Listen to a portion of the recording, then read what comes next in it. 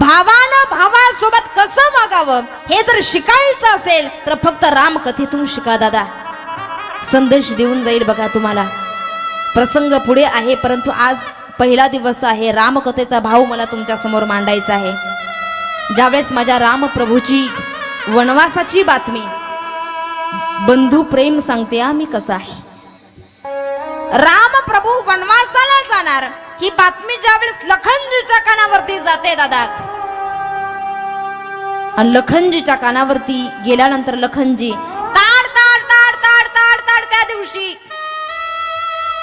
रामप्रभूच्या महालात त्या ठिकाणी येतात. कौशल्याच्या महालात त्या ठिकाणी येतात. एका बाजूने रामप्रभूच्या कौशल्य माता उभी आहे आणि एका बाजूने जानकी उभी आहे, सीतामैया उभी आहे.